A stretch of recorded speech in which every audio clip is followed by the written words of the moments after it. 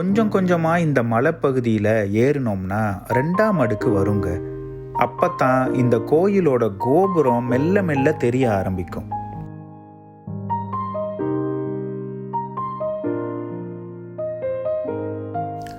இந்த அடுக்குக்கு வந்து சேர்ந்ததும் வலதுபுறத்துல ஒரு கட்டடம் இருக்குங்க.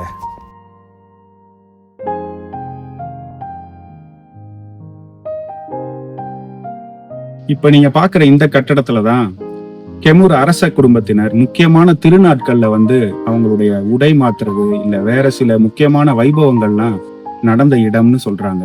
அதே மாதிரி அரச குடும்பத்தினராகட்டும் இல்ல முக்கியமானவர்கள் வந்தாலோ தங்குறதுக்கும் இதை பயன்படுத்தியிருக்காங்க.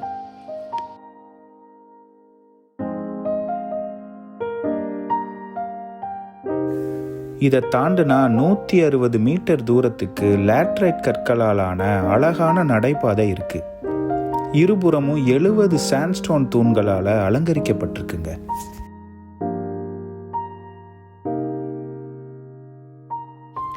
இதுக்கப்புறம் 2 5 தள பாம்புகளாலான பாலங்களை கடந்தா ஒரு 5 அடுக்கு படிக்கட்டுகள் வருது. இதுல மொத்தம் 52 படிகள் இருக்கு. இதையெல்லாம் கடந்து மேலே போனா இந்த அழகான கைலாய கோயிலான பனோங்ரம் சிவாலயத்தை அடையலாம்.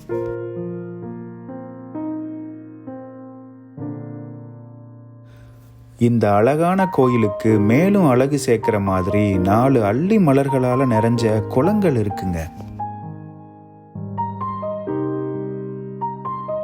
இது இந்த கோயிலோட நுழைவாயிலேயே வரவேற்கிற விதமா சிறப்பா அமைஞ்சிருக்குங்க.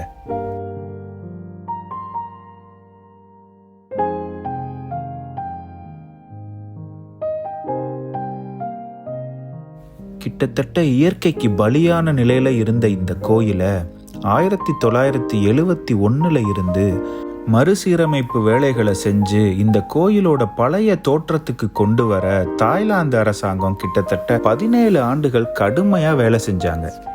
இதுக்கப்புறம் 1988 தான் இந்த வரலாற்று சிறப்பு மிக்க இடத்தை இளவரசி மகா சக்ரி திரித்தோன் மக்களுக்கு திறந்து வச்சாங்க. இது ஒரு வரலாற்று சின்னமா இருக்கே தவிர இன்னைக்கு வழிபாட்டுல இல்லை.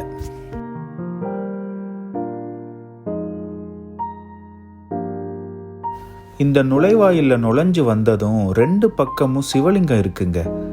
இங்கேயும் வெறும் பீடம் மட்டும்தான் இருக்கு. இந்த வீடியோ பிடிச்சிருந்தா கீழே இருக்க லிங்கை கிளிக் பண்ணி இதனுடைய முழுமையான வீடியோவை பாருங்க. மறக்காம நம்ம சேனலுக்கு சப்ஸ்கிரைப் பண்ணி உங்களுடைய ஆதரவை கொடுங்க.